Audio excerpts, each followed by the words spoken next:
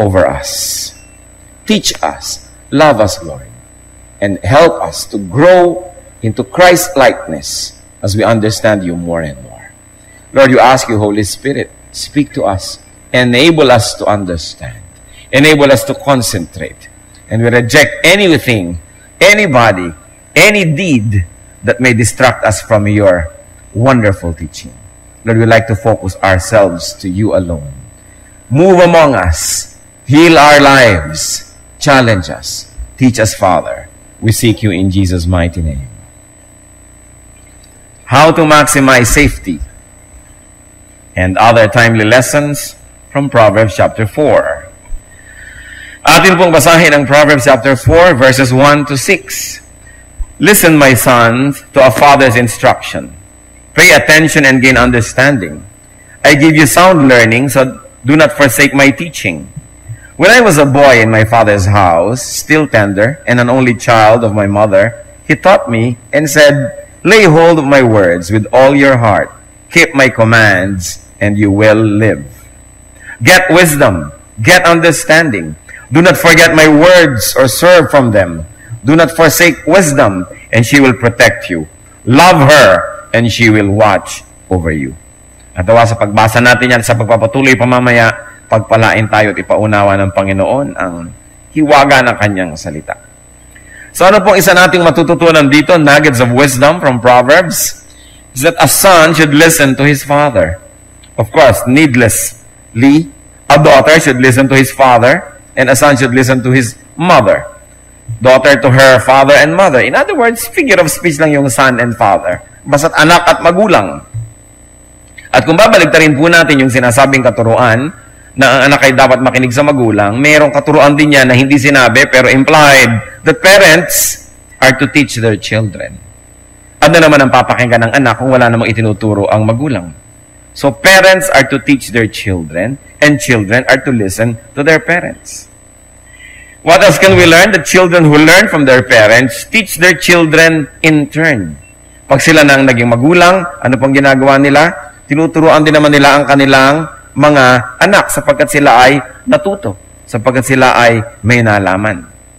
Sabi nga sa verses 3 to 4, when I was a boy in my father's house, still tender and an only child of my mother, he taught me and said, lay hold of my words with all your heart. Keep my commands and you will live. So natatandaan ng mga anak ang itinuturo ng magulang. Kaya kung minsan pag may mga kumikilos ng mali, itatanong mo, kanino bang anak yan? Hindi ba naturuan? Yan ang ating mga tanong agad. What else can we learn about wisdom? That wisdom protects, especially from harm. Sabi sa verse 6, do not forsake wisdom.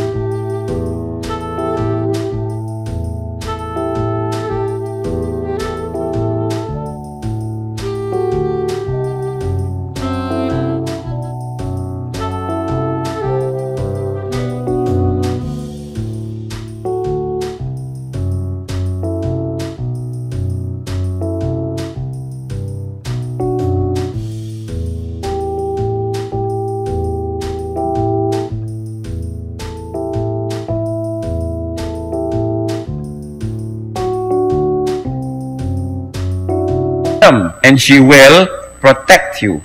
Love her, and she will watch over you. So wisdom is the best security.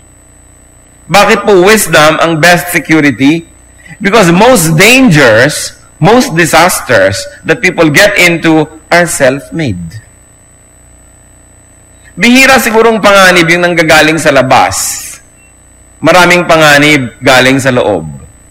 Nalalagay ang tao sa panganib dahil siya ay pabaya, dahil siya ay hindi maingat, dahil siguro siya ay palaaway, dahil siguro mahilig siyang umimbento ng gulo, dahil hindi niya iniingatan ang kanyang sarili, ang kanyang kalusugan. So, siya ang number one niyang kalaban.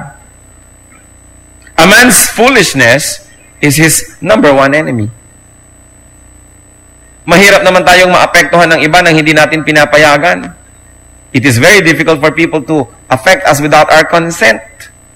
Kaya nga tayo napapaaway kung minsan kasi nang aaway tayo o may nang aaway sa atin, pinatulan naman natin, napasuot tayo sa gulo. Maraming mga, kikita mo, crimes of passion, binaril dito, sinaksak doon. Kasi nangangalon niya, nangaagaw ng asawa ng may asawa. Bakit siya sinaktan ng ganito? Siya binaril lang sarili niyang empleyado kuminsan kasi masyado naman sigurong manakit ng kapwa, ng lalait, nananakit. So, marami tayong problema tayong gumagawa.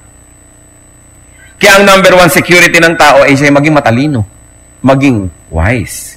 Kaya wisdom is the best security. And also, wisdom is the best insurance.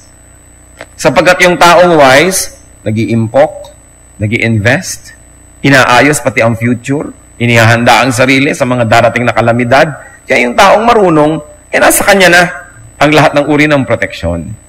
Bihirang-bihira naman yung nalaglagang kakasen ng Skylab galing sa langit, o may bulkan na pumutok, natamaan ka nung batong tumapon mula doon sa Bicol, tumama sa'yo dito sa Maynila. Bihira mangyari yun. Karamihan ng problema natin, tayo rin ang may likha. That's why it is important for parents to impart wisdom to children and for children to listen because wisdom protects. Proverbs 4, verses 7 to 9, as we continue to read, wisdom is supreme, therefore, get wisdom. Though it cost all you have, get understanding. Esteem her, and she will exalt you. Embrace her, and she will honor you. She will set a garland of grace on your head and present you with a crown of splendor. So ano po daw ang sinasabi dito? Attain wisdom, because attaining wisdom is worth all the effort. It is worth all the cost. Bakit daw? Binibigyan daw niya ng honor yung mga tumatanggap ng karunungang ito. So binibigyan ka ng garland on your head, crown of splendor. Ibig sabihin lang sa figure of speech, a symbol for recognition, for honor, for glory. That people who are wise share in God's glory because God is the author of wisdom. So nagkakaroon ng magandang mga ganansya at tubo yung mga nagpapakarunong na tao. So, we should attain wisdom at all cost. Hindi pinanghihinayangan yung mga ibinabayad, minamatrikula para matuto. At ano po yung mga iminamatrikula at ibinabayad natin? Listening. Mahirap makinig kasi ang human nature gusto nating magsalita at mapakinggan kaysa makinig. Pero kung merong nakinig at may nagsalita, sinong natuto? Yung nakinig. Yung nagsalita, walang nadagdag sa kanya. Kasi siya lang yung nagsalita, wala siyang napulot. Ano pa po ang mga ibinabayad natin na mahal na mga halaga para lang matuto? Observation. Listening, as we have mentioned. Patience. Because patient people learn. If you cannot wait for people to finish their sentences, if you cannot wait for people to say what they have to say, we have no patience, we will not learn from their experience. So what else do you pay? Humbling yourself. Pain and sorrow can be your matrikula. Minsan meron kang pagkakamali, nasaktan ka, yun ang naging bayad mo sa pagkakamali mo, pero natuto naman. Alam niyo po, hindi naman siguro masyadong repulsive yung nagkakamali tayo. Pero hindi naman yung paulit-ulit the same mistake over and over and over again. Yung nagkakamali ka minsan, 2 beses, nangyayari sa tao. Pero hindi paulit-ulit na pagkakamaling yun na lang yun na parang hindi na tayo matuto. Maraming tuition fee to have wisdom, but it is worth it. At kung tayo pipili ng isa sa mga dapat nating willing na ibayad para matuto, listen, be quiet, be still, and be patient. Because sabi nga sa Desiderata, even the dull and the ignorant, they too have their story. Kung makikinig lang tayo sa karanasan ng bawat isa ay merong maituturo sa atin, lalo na yung may mga edad, kaya pinapahalagahan natin ang mga magulang, yung may mga edad na, kasi maraming karanasan. There is nothing like being taught by experience. Hindi po yung teorya lamang, mga ideya lamang sa school, mga hula, mga tsamba-tsamba, kundi yung karanasan. Napakahalaga talaga nun. Kaya, pasalamat tayo kung mayroong nakakatanda sa atin na nagtuturo, nagtsatsaga. Huwag tayong akala mo naging impatient na ayaw natin makinig. Lalo yung mga nag-aral sa mga paaralan, akala alam na nilang lahat. Akala mas marunong pa sila sa mga magulang nila, kung may mga magulang na hindi nakapagtapos sa formal education. Pero ang karanasan, ang pinakamabuting guro. Kaya tayo nakikinig dyan. At kung itutuloy po natin ang pagbabasa sa Proverbs 4, 10 to 12, sabi niyan, "Listen, my son, accept what I say, and the years of your life will be many. I guide you in the way of wisdom and lead you along straight paths. When you walk, your steps will not be hampered. When you run, you will not stumble." So ano pa po ang napapala natin sa wisdom, mga kapatid? Wisdom lengthens life. Nagpapahaba daw ng buhay ang karunungan.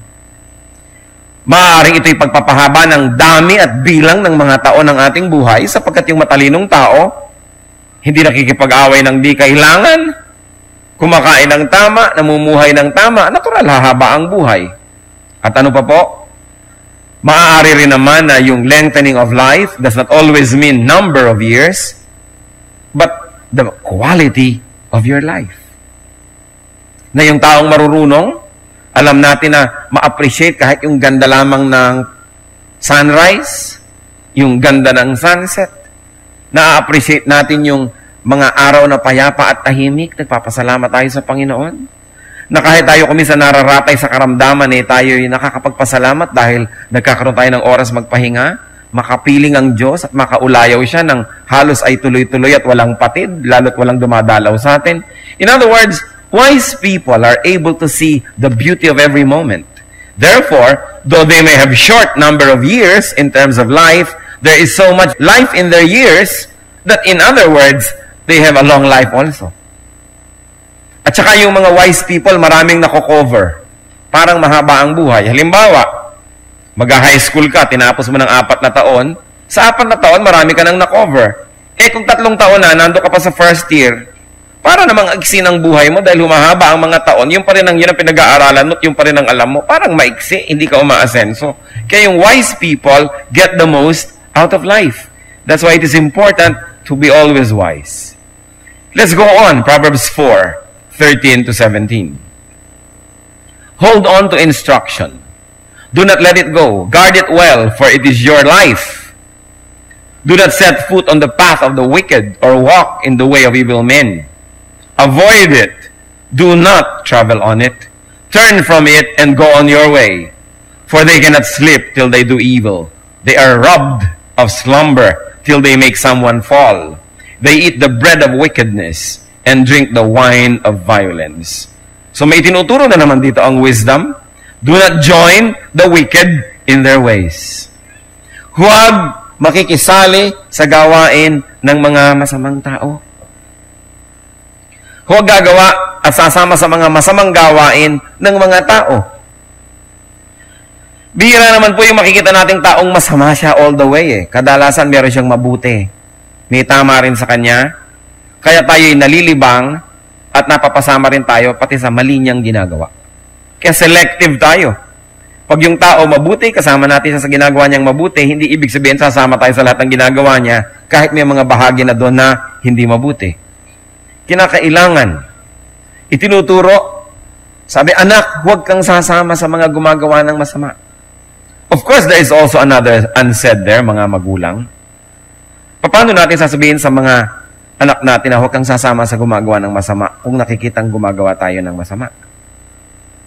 O kaya, there is another unsaid.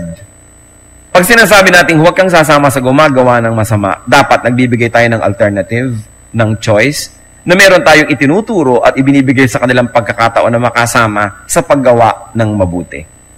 It is not enough that you should stop children from doing wrong, but you should also guide them and lead them and provide them with avenues so that they could do what is right. Halimbawa, pag sumasaway tayo ng bata, ginigiba niya halimbawa ang isang bagay, hindi lang sasabihin natin, huwag mong sirain yan. Dapat binibigyan natin siya ng ito, buuin mo ito.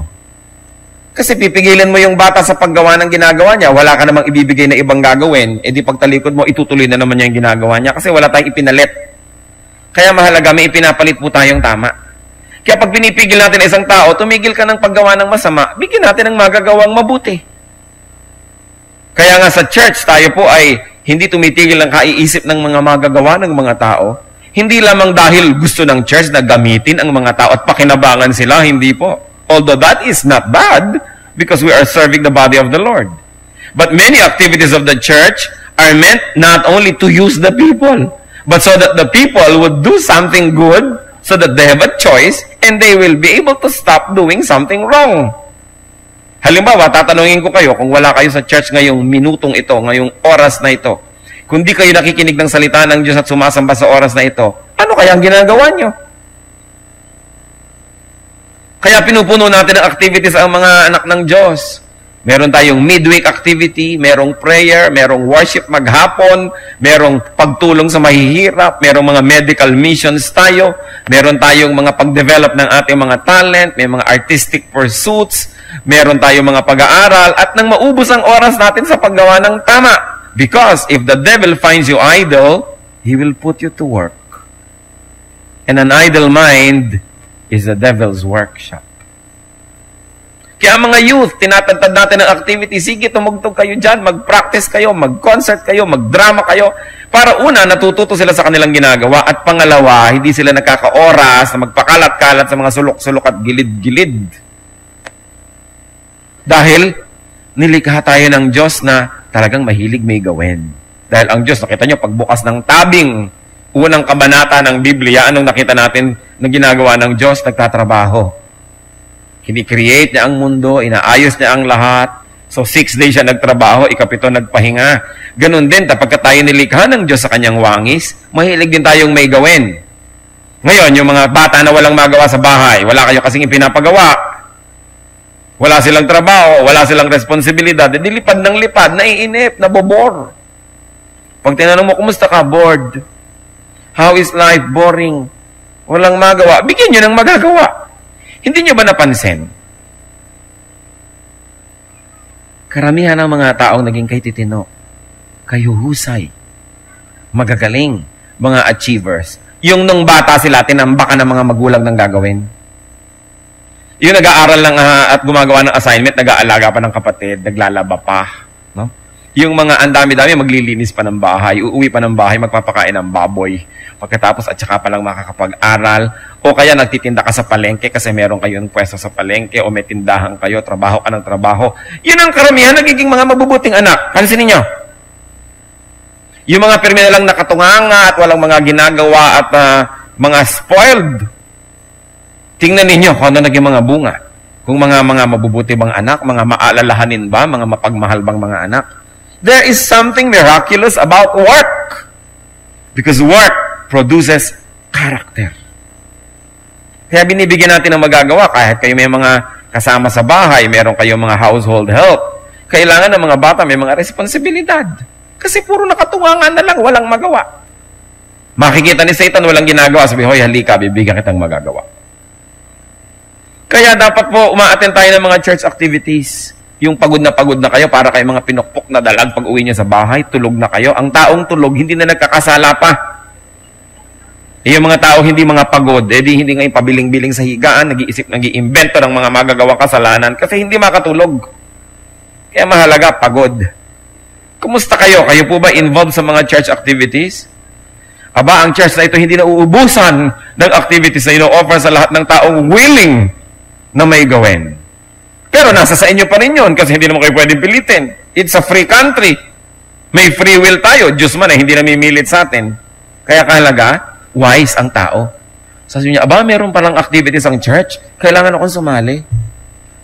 Una, kasi kailangan ako dyan. Pangalawa, kasi kailangan ko yan. Importante. So, do not join the wicked in their ways. There's another way. Proverbs 4:18-19. The path of the righteous is like the first gleam of dawn, shining ever brighter till the full light of day. But the way of the wicked is like deep darkness. They do not know what makes them stumble. What can we learn? Righteousness gets better over time. What do we mean? Tulad daw yan ng bukang liwayway, habang tumatagal, mas gumaganda, mas lumiliwanag. Hindi tulad ng paglubog ng araw, patagal ng patagal, pawala ng pawala, padilim ng padilim. Ang mga mabubuti daw pong gawa ay parang bukang liwayway. Naranasan niyo na ba na meron kayong ginawang mabuti pero hindi kayo na-appreciate agad? Hindi kayo naunawaan agad? Pero pag tagal-tagal ng panahon, naunawaan nilang tama pala yung ginawa ninyo, mabuti pala. Habang tumatagal, mas na-appreciate kayo, mas gumaganda yung inyong record. Pero nasubukan nyo na bang makagawa ng mali na sa biglang tingin, akala nila maganda. Pero pag tagal, na-discovering mali pala, papangit ng papangit. Katulad halimbawa yung mga nasasangkot dyan sa mga scams, sa mga racket. Sa biglang tingin, ang ganda, pero habang tumatagal, nalalaman mo, hindi pala, papangit. Pero yung nag-i-invest sa tama, habang tumatagal, tumutubo, nakikita mong maganda. At ganyan daw po ang righteousness. It gets better over time.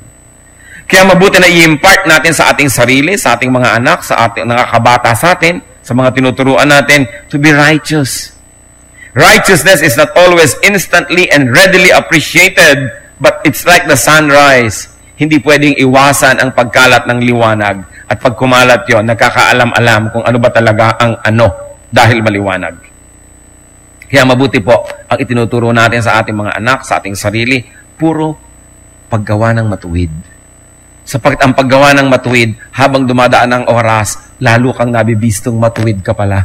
Lalong nalalamang tama ka pala, napuprove that you are right. Therefore, it is a good investment. What is a bad investment in life? Wrong deeds.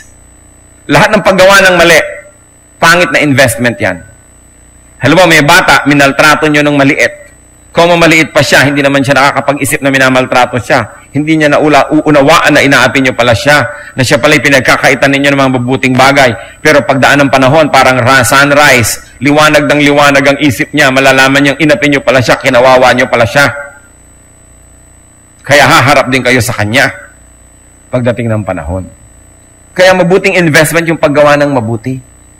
Walang paggawang mabuti ang nasasayang. Kaya ano pong itinuturo natin sa mga bata? Gumawa ka ng mabuti.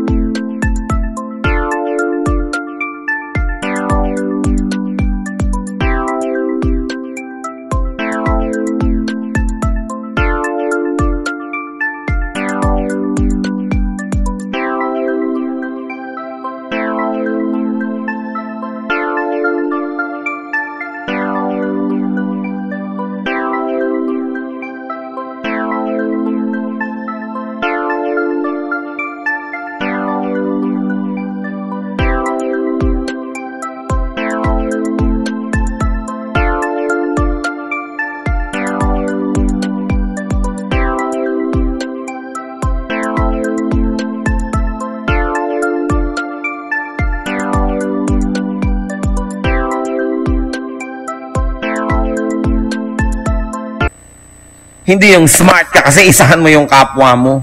Dayain mo. Manalo ka ngayon pero bukas malalaman nilang hindi ka pala matuwid. Talo ka rin bukas and forever. Gumawa ng tama. Isa yan sa mga isang pinakamagandang maipapamana natin sa ating mga anak.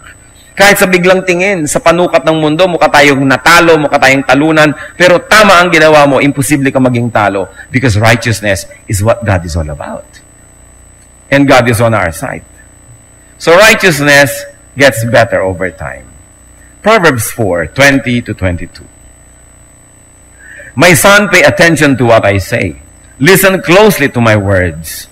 Do not let them out of your sight. Keep them within your heart, for they are life to those who find them and health to a man's whole body. So wisdom promotes physical health. Tulad nga ng nabanggit na natin. Napakarami na ngang sakit ang nakukuha sa smoking. Gano'ng karami bang wisdom ang kailangan ng tao para niya ma-realize na yon ay masama sa kanyang katawan? Bakit patuloy pa rin niyang ginagawa? Kahit nga mga advertisements na nagbabayad ng mahal, sa dulo, sasabihin pa rin, government warning, cigarette smoking is bad for your health. The same parties that advertise their product will say at the end that it is bad. Gaano karaming karunungan ang kailangan ng tao para ma-realize na hindi siya dapat manigarilyo? Kung yun mismong nagpo-promote na nun, sinasabi yun dun sa dulo. Tanungin nyo nga katabi nyo kung naninigarilyo pa. Naman. No? Gaano karami pang katuruan ang kailangan natin para lamang matigil yun dahil alam nating masama sa kalusugan. Sasabihin po naman, ba't yung mga matatanda sa Ilocos gagabinti pa ang tabako? Diba? Pero baka yun na lamang yun. At saka walang chemical siguro yung mga tabako nung araw na binibilot nila. Hindi katulad ng mga inilalagay na chemical ngayon. Pagkatapos, ang kinakain naman nila nun, organic. Marami pang ibang factor sa buhay siguro nagpalakas sa katawan nila na wala sa ating lifestyle ngayon. Kung meron man sila naging mga proteksyon ng araw, nun yun, wala na yun ngayon. Nadagdagan pa yung mga pollutants, so humina lalo ang katawan natin. So hindi tayo mabubuhay ng ganung kahaba dahil gabinti ang sigarilyo nyo. Gaano ka hirap maisip na drinking too much, yung mga tao na sobrang natunaw na ang atay sa dami ng ininom na alak. Tapos may nag-i-start pa. And you know what really never ceases to confound me? Wala pa tayong nakitang naging drug addict na tumino ang buhay. Puro nangangayaya, nagkakahumpak-humpak ang mga pisngi, nananakawan ng mga sariling magulang at asawa at anak, nagkakandabangag-bangag ang utak, nawawala ng trabaho, nasisira ang negosyo, ang diskarte. Pagkatapos, meron pa rin ngayong nag-uumpisa sa drugs. Sa dami na nang nakita nating nagkandawasak-wasak, di pa ba sapat? Kaya wisdom promotes physical health. You only have to look at what people do and what happens to them as they do this, as they do that. Kita nyo kung gaano tayo kamahal ng Panginoon, hindi lang yung kaluluwa natin doon sa eternity ang iniisip niya, pati yung katawan natin ngayon. Because the Lord likes us to have life and have it abundantly. Hindi yung basta buhay ka lang, pero halos naman nakabiting ka sa balag ng alanganin. Kundi buhay ka, malusog, masaya. Yun ang gusto ng Panginoon. Proverbs 4:23-27. Above all else, guard your heart, for it is the wellspring of life. Put away perversity from your mouth. Keep corrupt talk far from your lips. Let your eyes look straight ahead. Fix your gaze directly before you. Make level paths for your feet, and take only ways that are firm. Do not swerve to the right or to the left. Keep your foot from evil. Napakalinaw naman ito. Kailangan pa kayang pag-usapan nating lahat sama-sama? Hindi pa ba self-explanatory? Napakalinaw. Subalit maraming malinaw na bagay ang hindi natin pinapansin. So ang sinasabi dito, watch your heart. Hindi naman yung ibig sabihin yung physical heart na tinitingnan ng mga cardiologist. Of course, it's a figure of speech. Watch your personality. Ang ating pagkatao, ang uri ng ating pangungusap, ang mga salitang lumalabas sa ating bibig, napakahalaga daw noon. Get rid of perverse speech and talk. Sabi nga, a loose tongue often gets its honor in a tight place. Kaya napakaraming gulo, napakaraming hirap ang nasusuong ng tao dahil sa kanyang katabilan. Dahil sa kanyang mga pagsasalita, pamimintas kay ganito at kay ganyan, pagsasalita ng mga masasakit, napapasuong tayo sa gulo. At sinabi, fix your eyes on what is ahead. Focus on what is ahead, focus on the future, focus on godly goals. Huwag nang magdrama-dramang bukid sa mga nakaraan, sa mga sentimiento de asukal nung araw. Tama na, get on with life. Sabi, focus on what is ahead. Kasi kung nasayang na nga ang ilang taon nyo nung nakaraan dahil umiyak-iyak kayo, dahil kawawa kayo, tuwing inaala-alala nyo pa yon, nadadagdagan pa yung nasasayang kasi yung oras ngayon na ginagamit nyo sa pagmumukmok, nasasayang na naman, dumadami ang inyong kalugihan. Sabi, get on with life. Lahat ng tao merong nadaan ng mapait, masakit, mahapdi. Pero kung babalik-balikan nyo yan, hindi nyo papatawarin yung mga taong nagkamali sa inyo, nagiging kayong mga bilanggo ng nakaraan. So be free, look ahead and get on with life. At ang sinabi pa, watch your walk. Importante yung sinasabi dyan na watch your walk. No? Ang sinasabi dyan ay take only the ways that are firm. And I want to focus on this very important message. Take only ways that are firm. So you have to watch your walk.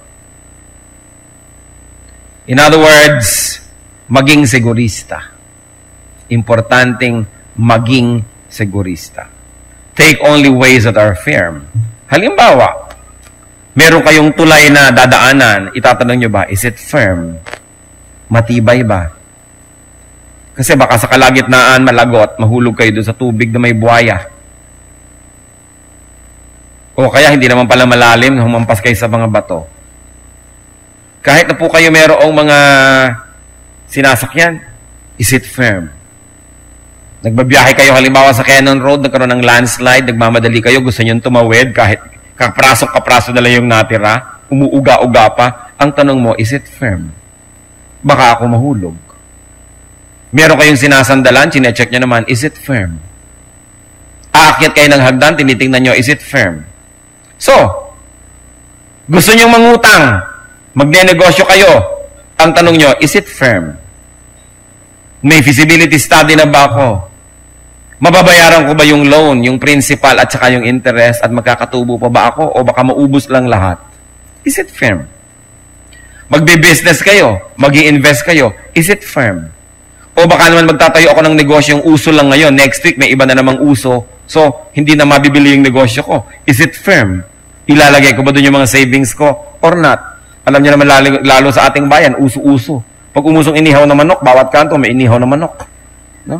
Pagka umuso yung mga sagu-sagu, meron lahat yan. Pagka umuso yung water filling station, meron lahat yan. Pag umuso ang hot pandesal, meron lahat. Pag umuso ang shawarma, lahat meron. So, nagpapatayan yung mga nagne-negosyo dahil ang daming kalaban eh. So, bago ka makiuso, itatanong mo sa sarili mo, is it firm? Will this fad last? O gusto nyo mag-asawa? Ang tanong nyo, is it firm? Ano yung firm? Yung pag-ibig ko. Mahal ko ba talaga yan? Pag na-discovery ko ba kung anong itsura niya sa alas 2 ng umagang walang nakaguhit na kilay, gusto ko pa. Pag naamoy ko na ba yan talaga ng husto at maghilik pala yan ay parang bumubulwak na bulkan, gusto ko pa ba? So, is it firm? Pero ninyo itatalin yung buhay niya tapos hindi pala firm? Eh, bakit mo pinapakasalan yan? Kasi hula. Ang una daw dadaang nakapula, yun na ay nakapula eh. So, itatanong nyo, is it firm? Magpapautang kayo, is it firm? Makakabayad ba yan? O kung hindi makakabayad, gusto kong tulungan, bibigyan ko na lang dahil baka hindi makabayad, mahiya sa akin, hindi na magpakita na walang pa ako ng kaibigan. Is it firm? Magtitiwala kayo, ipagtitiwala nyo isang bagay, is it firm? Kumisan may mga ina, iniiwan ng mga anak nilang babae kung kani-kaninong kamag-anak sa bahay para alagaan. Are they firm? Mapagkakatiwalaan ba sila na may inaalagaan silang mga batang, mga inosente? O baka imomolestya nila? Is the decision firm? O mag-asawa, maghiwalay muna tayo sandali, mag-Kuwait ka muna at ako'y mag-Saudi. Pero, is it firm? Firm ba ang ating commitment sa isa't isa? O baka naman ako'y nearest is dearest? Baka pag nalungkot na ako, kahit sinong dumaan, yun na. So, firm ba? Gusto niyo mag-exercise? Are you firm? Kaya ba ng katawan niyo ang ginagawa niyo? Ang dami-dami nagjejeta, biglang namamatay. O magpapaliposuction ba kayo? Is the procedure firm? Or is your body firm? Kasi may namamatay din sa operating table.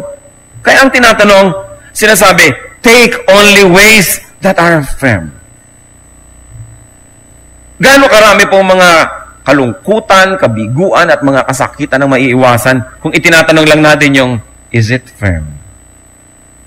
Take only ways that are firm. Yan po ang sabi sa verse 26. Take only ways that are firm. Mag-aaral ako ng isang kurso, ito ba talaga ang gusto ko? Is it firm? Firm ba yung pananalig ko sa kursong yan? O mamaya, palipat-lipat lang ko. After 2 years, lipat. After 2 years, lipat. Kasi hindi naman firm eh. Nasasayang ang oras. Firm ba? At sabi, walk straight. No side trips. No wrong turns. Dahil bawat araw na ipinapahiram sa atin ng Diyos, meron dapat na accomplish. Meron dapat na nami-meet na goal. Hindi yung dumaan ng maghapon, walang nangyari. Sayang ang panahon. So the Proverbs teach us to maximize safety. Ayaw ng Diyos na ipinagsasapalaran natin ating buhay. Ayaw ng Diyos na ipinagsasapalaran natin ang ikabubuti natin at ang mga mahal natin sa buhay. So tanong, is it firm? Pag nireview po natin itong chapter na binasa natin, what are the nuggets on wisdom? Anong mga katuroan niya tungkol sa wisdom mismo? That wisdom is to be learned, to be taught, and to be passed on. especially in the house, in the home. Hindi po napapalitan ng school o church yung turo sa bahay. Mahalaga yun. And wisdom protects from harm. Wisdom lengthens life. Wisdom is worth all its cost. And wisdom and righteousness prove its worth over time. Huwag tayo manghihinayang sa paggawa ng tama. Pagdating ng panahon, malalaman din ang lahat na yun ang tama. Kahit sa una, parang napagkamalan tayong mali, na misinterpret, the truth will always prevail. At hindi pinanghihinayangan ang paggawa ng tama. What about nuggets of wisdom that we have learned from this chapter? Sinabi, watch your heart. Watch your personality. Watch your language. Watch your walk. Focus on what's ahead. Focus on the good that is ahead. Walk straight to what is ahead. No detours, no delays.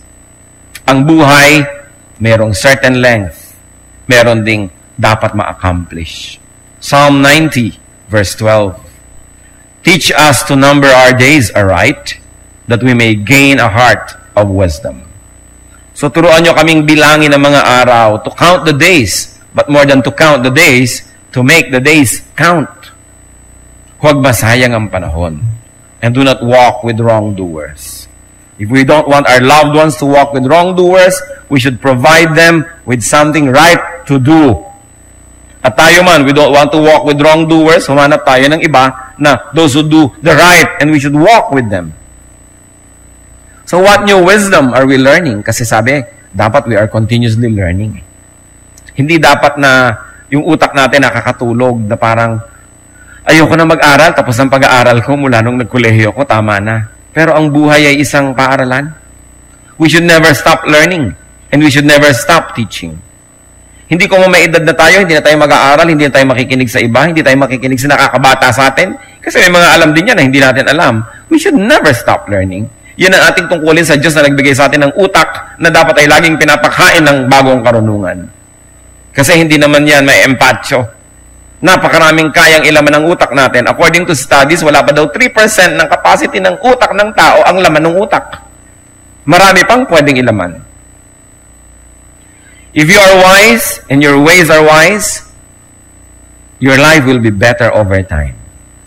Kaya itatanong din natin sa buhay natin, pabuti ba ang buhay natin o palala? Kasi kung tayo po ay wise, pabuti ng pabuti yung buhay. Hindi naman laging payaman ng payaman. Pero ang sinasabi, pabuti ng pabuti. Kahit na yung health natin, hindi naman laging palakas ng palakas kasi natural, humihina pag tumatanda tayo. Pero yung ating perception, yung enjoyment natin ng life, yung kahulugan ng araw-araw, pabuti ba? It's important. Is your way worth appreciating? Do people appreciate you more over time? Because if people don't appreciate you more now than before, ibig sabihin, noong time na before, wala kang itinanim na mabuti, kaya hanggang ngayon, hindi pa rin umuunlad ang pananaw nila tungkol sa'yo. Nakita niyo po yung mga magulang natin na gumawa ng mabuti sa atin. Kumisan, pag bata ka, teenager ka, hindi mo na-appreciate, naiinis ka. Puro utos, puro turo, puro sermon. Pero ngayon, nagtumanda ka na naging magulang ka na rin, nare-realize mo, ang galing pala ng nanay ko. Tama pala yung tatay ko. Kasi tatay ka na ngayon, nanay ka na, na-realize mong napakahusay ng ginagawa nila noon.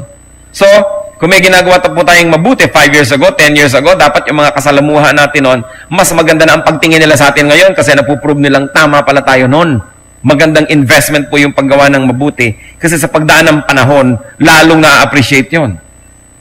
So, mas appreciated ba tayo ngayon ng ating pamilya, mga kaibigan, kasalamuha, kaysa noon? Ibig sabihin, may mga itinanim tayong tama, ngayon palang namumunga. Pero mas bumababa pagtingin sa atin ngayon, mas nagagalit dahil na lamang 10 years ago, nilinlang pala natin sila at ngayon lang nila nakukuha yung bunga. Ngayon lang nila nare-realize. The truth will always come out. Kaya mabuti pong magtanim ng mabuti sapagkat ang itinanim ay inaani. And how is your language? Is our language truthful? Is our language beautiful? Sabi nga nila, tungkol sa language, careful. Dapat maingat. Pag magbibitaw tayo ng salita, tinatanong ba natin, is it firm? Ito bang sasabihin ko tungkol sa kanya, kahit humarap siya sa akin, masasabi ko, is what I'm going to declare firm? Is it truthful? Is it honest? Is it fair that I can repeat it to anybody and in any court in the world? Pero kung may sasabihin ako sa'yo, huy, may sasabihin ako sa'yo, pero huwag mo namang masasabing sinabi ko. Huwag nyo na lang sabihin. Because it is not firm. Pagka nagkabistuhan, nagkahukaya, nagkahalongkatan, mapapahiya pala kayo, aatras pala kayo, sabi nyo, hindi naman yan ang ibig kong sabihin, huwag nyo na lang sabihin. Because it is not firm. The people of God stand on solid ground. Umaraw, gumabi, lumiwanag, dumilim, guminaw, uminit, yung sinabi nyo, mapapatunayan nyo, sasabihin nyo pa rin uli, kasi firm. Hindi lang laging kasi totoo, but it is also because it is fair and it is kind. Ano po sabi ng Colossians 4:6? Let your conversation be always full of grace, seasoned with salt, so that you may know how to answer everyone. Yung nagkakamali tayo sa pagsasalita, sa pagde-declare, padalos-dalos ang ating mga bibig, kung nung araw, sige, excusable nung araw pa yun. Pero kung hanggang ngayon pareho pa rin, it means we never learned one thing. It means we have been wasting our time all along. Kailangan we become better. Because Christians probably will not get to a stage that they are sinless, but they can always sin less and less and less, so that we become more and more like Jesus. So how is your walk? Are you focused? No side trips? No walking with wrongdoers? Sabi po ng Psalm chapter 1 verse 1. Blessed is the man who does not walk in the counsel of the wicked, or stand